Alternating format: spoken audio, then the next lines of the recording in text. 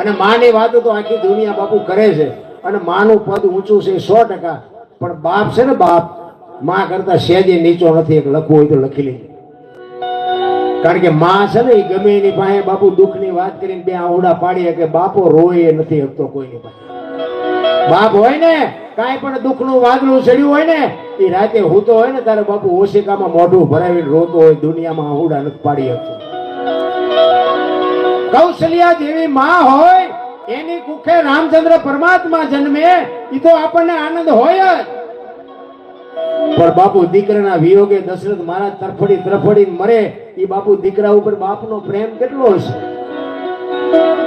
દેવકી માની કુખે કૃષ્ણ પરમાત્મા જન્મે એનો આનંદ તો આપણને હોય જ.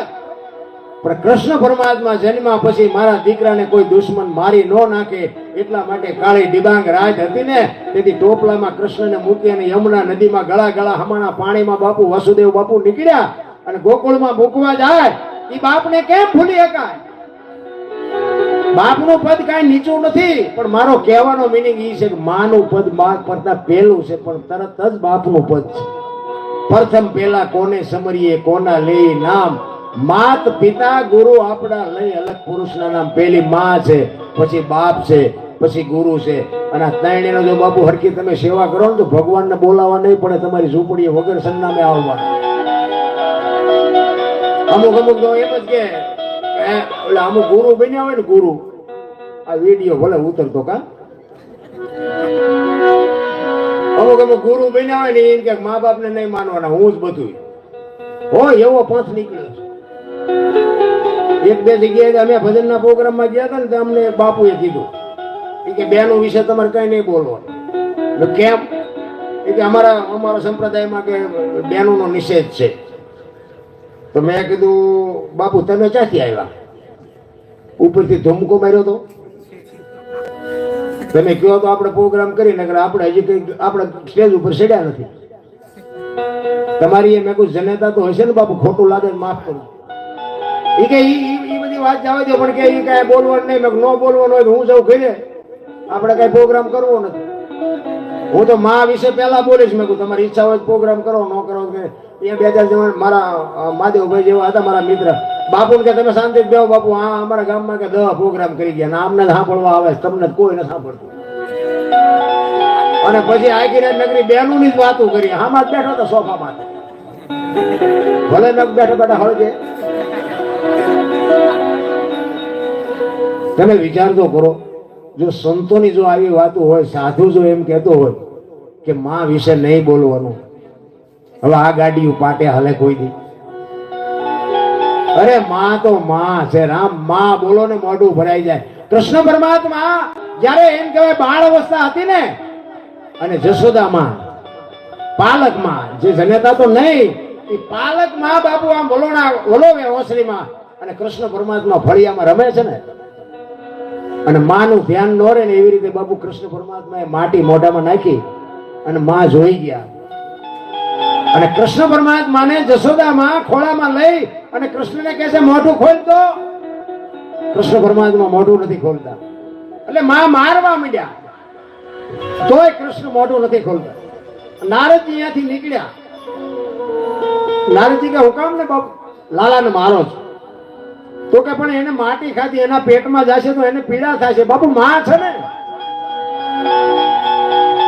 એ કે પણ એને મારશો ને, ફોલાવો, એને વાલ કરો, કઈ પ્રેમ કરો. એ કે પણ ક્યાર નહીં ફોલાવું છું, ક્યાર નહીં સમજાવું છું. એ કે નારદજીએ બાપુ કીધું જશોદામાને, એ કે એને એમ કહ્યું તારા મોઢેથી કે દૂનું મેં માં નથી સાંભળ્યું, મોઢેથી માં બોલ. માં બોલે ને એટલે મોઢું ખુલી જાય, બાપા બોલે એટલે મોઢું બંધ થઈ જાય. ઈ કે લાલાને એમ કહ્યું બેટા તારા મોઢેથી મેં કેટલા ટાઈમથી માં સાંભળ્યું નથી, માં બોલ. અને કૃષ્ણ પરમાત્માને બાપુ માં કહે છે કે બેટા તારા મોઢેથી મેં કે દોનું માં શબ્દ સાંભળ્યો નથી, માં બોલ ને. અને માં કીધું મોઢું ફાટ્યું ને, આખા બાપુ અખિલ બ્રહ્માંડના માલિકના દર્શન કરાવ્યા હો બાપુ સગન જોગ માયા. ત્યારે જશોદા માયા હાથ દઈ દીધો કે બસ મારે આ નથી જોવું, તારા મોઢામાં માટી નથી ને ઈ મારે તો જોવાનું હતું. હા માં, તમે જો દીકરો બાપુ ગમે એટલા વાગે રાતે આવે ને તો બાપુ એક જ બાપુ ઘરમાં 10 પરિવાર હોય ને તો માં એક જ જાગતી હોય કે મારો દીકરો હજી નથી આવ્યો, એને વાહન મળ્યું હશે કે નહીં મળ્યું હોય, એને ખાધું હશે કે નહીં ખાધું હોય. બાપુ એક જ આપણી જનેતા ચિંતા કરતી હોય. પછી આપણે ભલે લોજમાં દાબડીને આવ્યા હોય, પણ આ ભૂખી બાપુ માં એક જ બેઠી હોય, હજી મારો દીકરો નથી આવ્યો, હજી મારો દીકરો. એક બાણું આમ ખખડે ને તો માં જાગી જાય કે મારો દીકરો આવ્યો. ઈ જનેતા. હું તો એક જ વાત કરું કે માને બાપને બાપુ જાળવજો. હું તો એમ કહું સવારમાં તમે પગે લાગીને જાઓ ને જિંદગીમાં, જો તમારું કામ અટકાય ને તો હું તમારો ગુલામ થઈ જાઉં. મા બાપ જેવા કોઈ ભગવાન ને માતાજી ને પિતાજી ને એવું કઈ છે જ નહીં. બધું છે પણ માન બાપ પછી, બાકી ત્યાં સુધી કોઈ કામ ન કરે. મા બાપ ની આંતડી કકડાવો ત્યાં સુધી કોઈ કામ ન કરે. ભજન કરો, ભક્તિ કરો, પણ બાપુ માન બાપ ને ચરણે નમીન બાપુ આ કરો ને તો જ આ જિંદગીમાં ગાડી હાલવાની છે. બાકી જિંદગીમાં પછી ફોટા અગરબત્તીઓ કરીને શું કરવાનું? ઓલા મરે ને પછી આમ શમશાન યાત્રા નીકળે ને ત્યાં બધા થોડી થોડી ટેકા દેવા જાય. હવે આવા ટેકા દીધા હોત તો હજી 2 વર્ષ જીવે એવું હતું. આ ખોકાઈ માર્યા છે ને હવે ટેકા દો છો. બાકી તો બાપુ બધી તૈયારી છે. આપણે જન્મ થયા પેલા બધું માં તૈયાર કરીને જ રાખે. ઘોડિયા ખોયા ગોદડા બધું માં તૈયાર કરી રાખે. અને જેથી જાય તેથી બધું તૈયાર જ હોય. લાકડા હોય, ઉપાડનારા હોય, ગોઠવનારા હોય, દિવાળી મૂકનારા હોય, ઘોકા મારનારા હોય. પહેલી છેલ્લી 2 તૈયારી છે તો એટલી નહીં કરી નાખી હોય. પણ હું જ થાય છે, મેં કર્યું તો જાઓ તો લેતા જજો ને બીજા વાપરશે. કાંઈ છે નહીં. રામ હળવા ફૂલ થઈ જાવ. આ રામાયણ છે ને એમ કે જેને જોઈને લઈ જાઓ તો એમાં કઈ ઘટ્યું નહીં. મહાભારત કે કોઈને કઈ દેવું નથી, એમાં કઈ વધ્યું નહીં. આ તમને મને નજરે દેખાય. હસ્તિનાપુર ની ગાદી આ અત્યારે આપડા મોદી સાહેબ બેઠા ઈવડી ઈ જ ગાદી. આ હળગે કોઈ નથી બે વધી 10 વર્ષ ઠેકડો મારવો જ પડે. હળગે છે એ. પછી ભલે ને દુનિયા જે વાતો કરતી હોય, બાકી ઈ હસ્તિનાપુર, દિલ્હી હસ્તિનાપુર ઈવડી ઈ જ ગાદી છે. આ ગાદી હાટું દીવડે ઈ બાજા હતા નો બાજે. અયોધ્યા બાપુ છે ને હળગે છે ને માં ભગવતી સીતાનો હરાપ છે. રામચંદ્ર પરમાત્મા 14 વર્ષ પૂરા કરીને પછી આવ્યા ને પછી લક્ષ્મણને કીધું તું સીતાજીને મૂકી આય. ત્યાગ કર્યો. એક ધોબી ની વાત છે. હવે આવું તો અમુક વાત મને મગજમાં નથી બેહતી કે ધોબી બોલે ને રામ જો પોતાના બૈરાનો ત્યાગ કરે તો સારું વિચારવા જેવું છે. પણ જે હોય પણ સીતાજીનો ત્યાગ કર્યો ને અને લક્ષ્મણને કીધું એ કે તું રથ લઈને જા, તું મૂકે. એટલે સરયુ નદીના કિનારે રથ પહોંચ્યો ને એટલે સીતાજી કહે છે કે લક્ષ્મણ રથને ઉભો રાખ, મારે સૂર્ય ભગવાનને જળ ચડાવવું છે અને ચણામણ લેવું છે. પછી હું આ પાછી આવું કે ન આવું મને ખબર નથી. અને આમ ત્યાં સૂર્ય ભગવાનને જળ ચડાવ્યું ને સામે અયોધ્યા નગરી દેખાણી અને તેથી માં ભગવતી સીતાએ હરાપ આપ્યો કે આજ હું જેવી હળગું ને એવી તું હળગીશ, તારું નામ રહે ત્યાં સુધી. શું કામ કે રામ જેથી વનમાં ગયા ને તેથી તો બાપુ બાપનું વચન પાળવા જતા હતા તોય આખી અયોધ્યા આડી પડતી હતી કે રામ તમે ન જાઓ, રામ તમે ન જાઓ. અને આજ હું અબળા છું, નોધારી છું, મારો કોઈ વાંક નથી, ગુનો નથી, હું ગર્ભવતી છું, પણ આખી અયોધ્યામાંથી કોઈ ડાયો માણા નો નીકળ્યો કે રામને સમજાવી હતી. આજ હું જેવી હળગું ને તારું નામ રહે ને ત્યાં સુધી તું હળગી. સારા અયોધ્યા જો હળગે. ભલે અત્યારે એ બધું જે કર્યું હોય, બાકી હજી શું થયું શું થાય કઈ નક્કી નહીં. કહેવાનો મારો મિનિંગ ઈ પછી માં ભગવતી સીતા કહે છે કે હવે તારે જ્યાં લઈ જાવ અહીંયા લઈ જા. અને પછી વાલ્મીક ઋષિના આશ્રમે રથને મૂકી અને લક્ષ્મણ આમ પાછો વળ્યો ને એ માં ભગવતી સીતા લક્ષ્મણને કહે છે જો પતિવ્રતા નારી કોને કહેવાય? 1-2 કડી ગયેલું પછી મારી વાણીનો વિરામ આપો. અહીંયા બાપુ ભગવતી માં સીતા પતિવ્રતા નારી એને કહેવાય. પોતાનો પતિ જેને પત્નીનો ત્યાગ કરે અને ત્યાગ કર્યા પછી પત્ની પોતાના પતિની ચિંતા કરે ને એનું નામ પતિવ્રતા કહેવાય. અત્યારે તો એક પાણીના લોટામાં બાપુ ઘર ભાંગી જાય. બોલો, અમારી અહીંયા એક હકીકતમાં બનેલો દાખલો તમને કહું. એક ભાઈ હતા ને તે 2 માણસ હતા અને ઘરમાં કઈક ઓલું પાપડનું પડીકું પડ્યું છે. તે બેન ને એમ થયું કે પાપડ કેદું ના પડ્યા છે શેકી નાખું, ઘરવાળો આવે તો ઈ હું 2 ખાઈશું. તો એમને કઈક પાપડ શેક્યા વહુએ અને ભાઈ આવ્યા વાડીએથી તે આપ્યું ભાણામાં બધું શાક રોટલા બધું, પાપડ મૂક્યો. આને કબૂતી હુજી ને એની વહુ શું કે એ કે પાપડ ભાંગી દે. એની વહુ કે પાપડ નથી ભાંગી શકતા. એ કે તું મારી વહુ છું, હું કહું તારે કરવું પડે. તે વહુ એ માથા ના હતા.